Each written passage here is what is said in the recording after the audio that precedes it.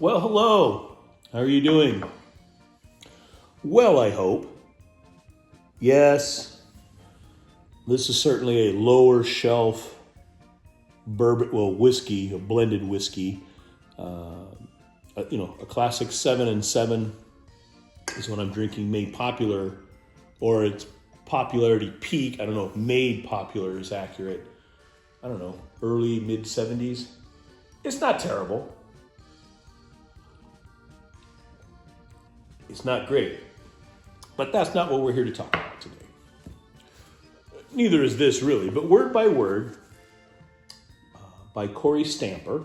It's a lovely book.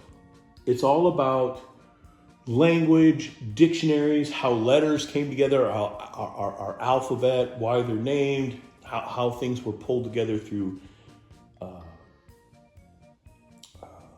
over time in different regions, different influences, so on and so forth, to form a language, which is how we share information. She's a lexicographer for Merriam-Webster dictionaries, and her book is all about her experiences and her adventures. And it's not boring. It's actually very, very interesting. And some examples. The website Google, how it's spelled, how you and I understand it, wasn't a word. The inventors of Google spelt the word wrong. But Google as we know it, 20 years ago wasn't a word. And today it's in the dictionary. It means something. And colleagues like Ms. Stamper decide when does something become a word. Instagram. This one eats away at me because I'm old. A few years ago, irregardless, that's not a word. But today, it is, because so much of society, in their ignorance, they say it all the time. Oh, irregardless, this is this. Instead of just saying regardless. Well, the folks at Merriam-Webster and others, because the reality is we have to be able to communicate in dictionaries. If that's what everybody's going to say and they're saying that's a word, it's a word. So much to my chagrin, irregardless is now a word that millennials and Gen Z use as if it's real, but it's not. But that's a different subject. Anyway, I just want to give you kind of an idea what this gal does. But in my reading of all of this, there's a few words that I thought were kind of humorous, maybe even cruel on the word themselves and their meanings, and I thought I'd share those with you. And this isn't, Ms. Stamper didn't bring any of this out. Again, this is just my own observations as I was reading this book, again, which is wonderful. You should go to Amazon right now and get it if you want to learn something, because it's very, very interesting. And there it is. Anyway, first on my list,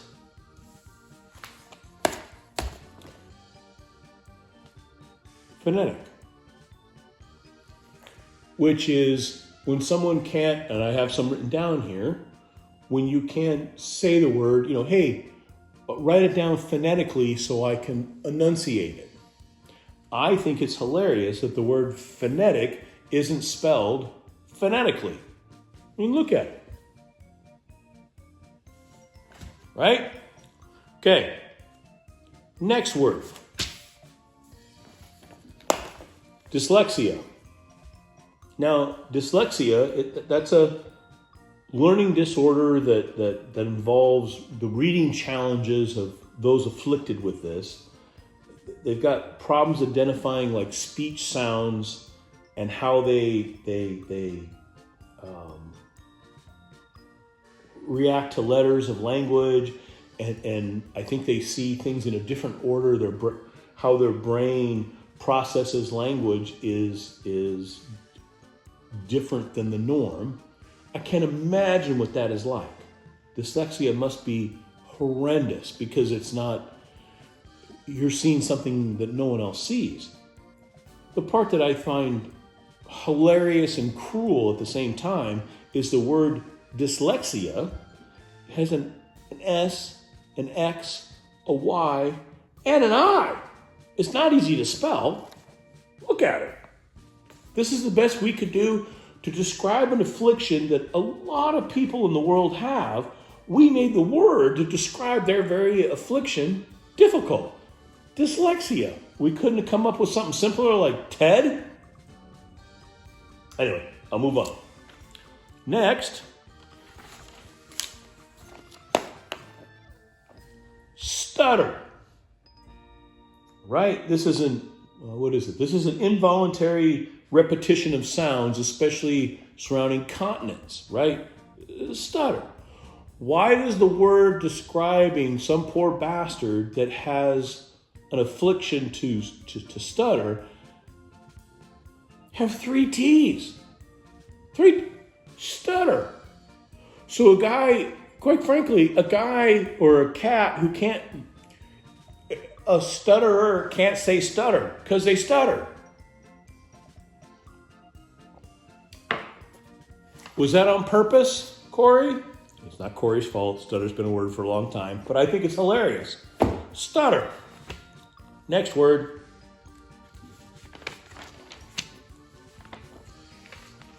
Lisp. Now everybody knows this is a speech defect that affects the letter S, right? S's become THs. I say lisp. Someone with a lisp might say lisp. I think we couldn't come up with another word other than lisp to describe some poor bastard that has a lisp. I don't know if that, again, is that hilarious or cruel? I don't know. Okay, next one. Now we're going to kick it up a notch. This is sort of put your big boy pants on. This is a bigger word. This is above the 8th grade reading. This is a bigger word. Bear with me. Stick with it. Don't leave. Here we go. Take a look at that bad boy. Ibophobia. Ibophobia. That's how you say it. Now, what ibophobia is, this is a fear of words that are spelled the same way forwards as backwards, which is also known as a palindrome. Like the word dad, mom, level. You with me? It's a palindrome. Spelled the same, forwards and backwards. Ibophobia. Look at this word. It's spelled the same backwards and forwards. That seems cruel. So, people who have a fear, which is an odd fear, a lot of people afraid of cancer, nuclear war, dogs, werewolves, vampires. The fear of a word, I don't want to knock people afraid, don't misunderstand me, but fear of palindromes on the list of shit we worry about is probably pretty low. But anyway, ibophobia is spelled the same forwards and backwards, and that is the word we use to describe people who have a word that is spelled forwards and backwards. And to me, that's hilarious. Kory, you don't have any control of this? And she doesn't. I'm not knocking Kory. Okay. This word's going to blow your mind. And it's a real word. It's going to blow your mind. Absolutely blow your mind. You ready? You ready? Seriously? You ready? Okay. Look at this shit. Oop. You got it, right? Okay. Hippopotamonstrosisquip And it is not the fear of hippos, you ignorant wretch. Hippopotamonstrosisquip. You know what that is? You know what that is? Any ideas? Bueller? I'll say it again. Hippopotamonstrosisquip. It's the fear of big words. Why would a society torture as wackadoodle as that is, people who are afraid of big words make a word to describe their fear. One of the longest words. You know what's ironic is I had to write it down phonetically because I can't say it. If I had to actually sit and read this, hippopotamus, I couldn't do it. I had to write it down quietly this way so that I could actually speak the word aloud.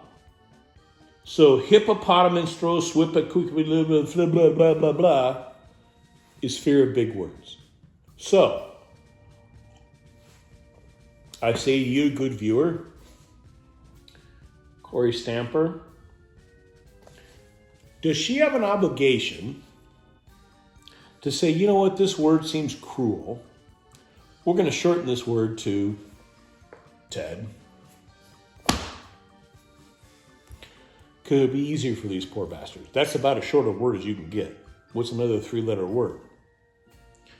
Anyway, I don't know. For some reason, I found this hilarious. I wanted to share it with you. I'm not insane. I just read. I think I read like 18, 19 books this year. I don't know. Anyway, I got a kick out of this. I thought it was funny. The hippopotamus blah, blah, blah, blah, blah, phobia, I thought was the best. Fear of long words. I just thought that was absolute. And I got to be honest, I don't understand. I got to look that up. Why is, for the most part, is it, a third of the word is basically hippopotamus. Why is that long? Hippos aren't long. I mean, they're massive animals, right? I don't know. I've been drinking too much. It's getting later in the day. Anyway, in this world, when you can be anything you want, you be kind, you be humble, and you be forgiving. And I might do 1 or 2 more before 2025, but can you believe that? 2025. It's amazing. Anyway, be good. See ya.